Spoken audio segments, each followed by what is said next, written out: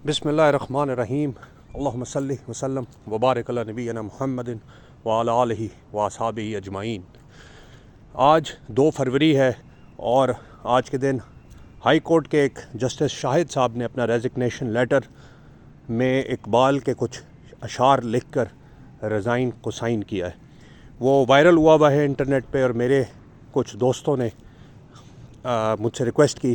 کہ ان اشعار کا آسان ترجمہ آپ کے ساتھ شیئر کر دوں، تو ہیئر اٹ گوز۔ یہ جو اشعار جسٹس صاحب نے لکھے ہیں، یہ اصل میں اقبال کی ایک نظم ہے، ضرب کلیم کتاب ہے، اور نظم کا نام ہے ہندی مکتب، یعنی ہند کا ایک سکول۔ اقبال کے زمانے میں ایک ہند کے جتنے بھی سکول تھے وہ انگریزوں کی ڈائریکٹ غلامی میں تھے۔ پورا ہندوستان اقبال کے پوائنٹ آف ویو سے، اور خالی پوائنٹ آف ویو سے ہی نہیں، اصل میں انگریز کی غلامی میں تھا۔ تو اس نے اس مکتب میں بھی جو تھیوریٹیکلی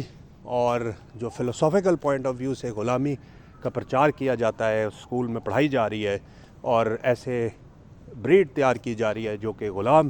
ذہن کی مالک ہو،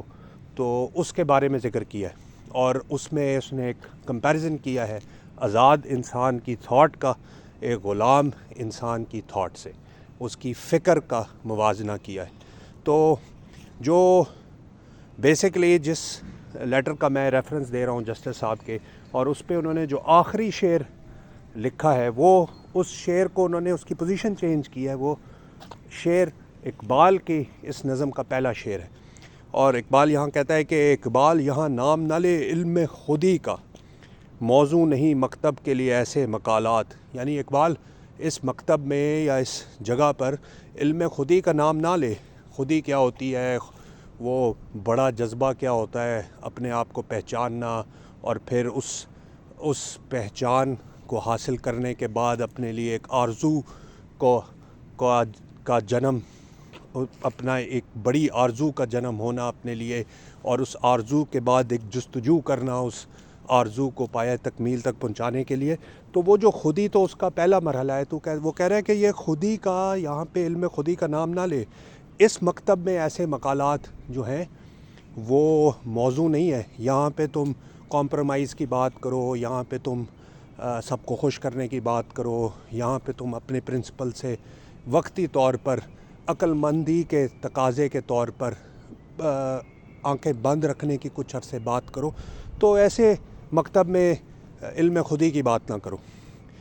کہتا ہے کہ بہتر ہے کہ بیچارے ممولوں کی نظر سے، یعنی کہ جو ممولے ہیں، کبوتر کے جو بچے ہیں، چھوٹے چھوٹے معصوم گھروں میں پلنے والے، ان کی نظر سے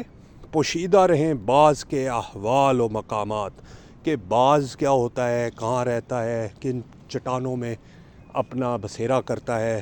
کن ہائٹس پر اڑتا ہے، اس کے احوال کیا ہیں، حال کی جمع، اور اس کے مقامات کیا ہیں، مقام کی جمع، یعنی اس کی اسپیس اینڈ ٹائم کیسے گزر رہی ہے، اس کے بارے میں بات نہ کرو۔ ادھر یہ ممولے چھوٹے چھوٹے جو ہیں، ان کو خوش رہنے دو، اس مکتب میں علم خودی کی بات نہ کرو۔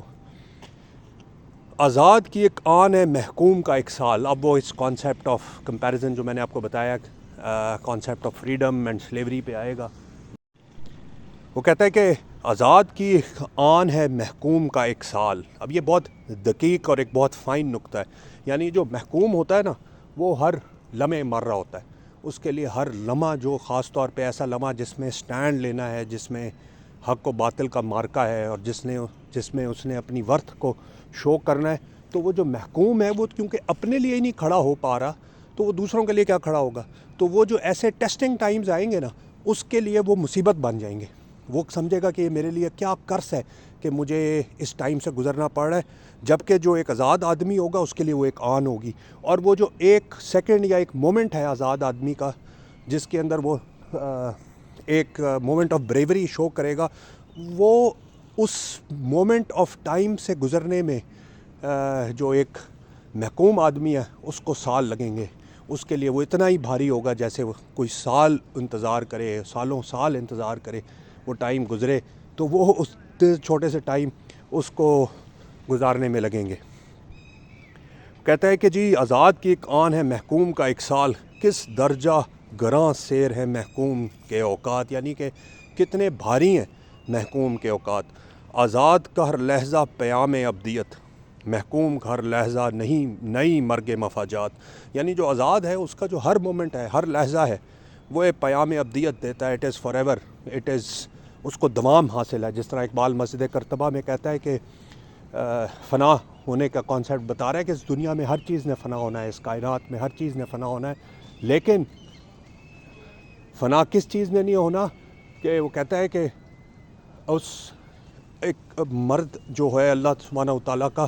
خاص آدمی جو ہے، جس نے اللہ کے لیے کوئی کام کیا ہے اور اپنے آپ کو اللہ سبحانہ و تعالیٰ کے لیے ڈیڈیکیٹ کیا ہے، اور اس کا کوئی جو عمل ہے اس نے فنا نہیں ہونا۔ اور اس اشعار کو میں ریپیٹ کر دیتا ہوں یہاں پہ۔ وہ کہتا ہے کہ اول و آخر فنا، ظاہر و باطن فنا، نقش کہن ہو کے نو، منزل آخر فنا، یعنی ہر چیز کی منزل فنا ہے مگر اس نقش میں رنگ ثبات دوام، جس کو کیا ہو کسی مرد خدا نے تمام، یعنی مرد خدا کا جو عمل ہوتا ہے نا، اس کو ابدیت حاصل ہوتی ہے۔ ادھر ہی اسی طرح وہ یہ کہہ رہا ہے کہ یہاں پہ جو آزاد آدمی ہے، جو اللہ کا آدمی ہے، جو فری آدمی ہے، جو کسی اور کو اپنا خدا نہیں مانتا،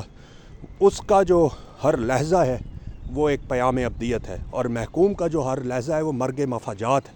مرگ مفاجات وہی والا ورڈ استعمال کیا جو مشہور اقبال کا شعر ہے کہ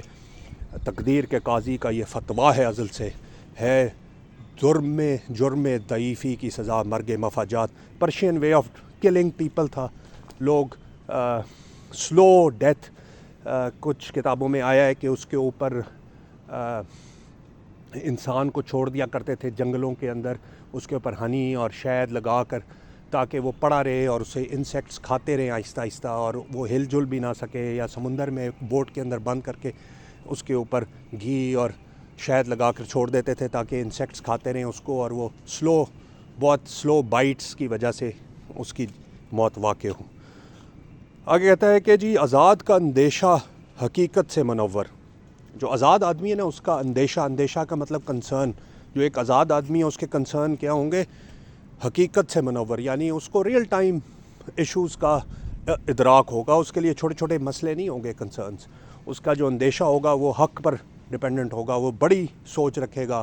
بڑی آرزو ہوگی اس کی، اور اس آرزو کی تکمیل کس طرح کرنی ہے، اس کا اندیشہ، جو اس کے کنسرنز ہیں نا وہ اس طرح ہوں گے۔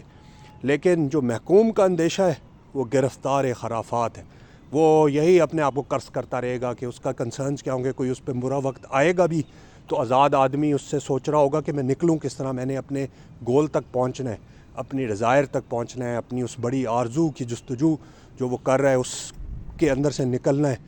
اور اس کو پایہ تکمیل تک پہنچانا ہے۔ اور جو ایک محکوم ہے وہ خرافات میں رہے گا، وہ کہے گا یہ میں اس طرح کر لیا تو کاش نہ کرتا، کاش اس کے پیروں میں گر جاتا، کاش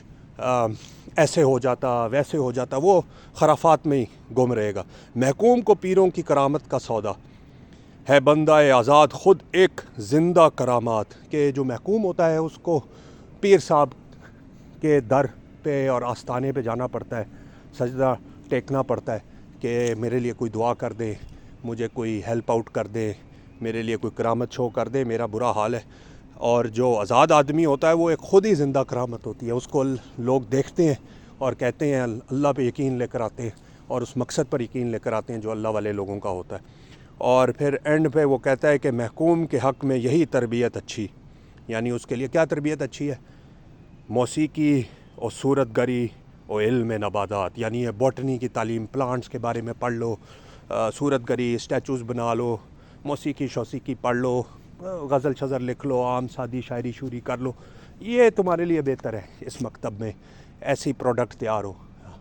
قتال فی سبیل اللہ کیا ہے، جہاد فی سبیل اللہ کیا ہے، اللہ کے رسول صلی اللہ علیہ وآلہ وسلم کے مقصد کے لیے سٹینڈ لینا کیا ہے، ایک بڑی کاز کیا ہے، اس کے لیے زندہ رہنا کیا ہے، یہ تمہاری تربیت کا حصہ نہیں ہے، نہ ہی اس مکتب کے یہ مقالات ہیں، نہ ہی یہاں پہ علم خودی ہے۔ تو یہ اس کی translation, I hope I made it easy for you. اللہم صلی وسلم وبارک علی نبینا محمد۔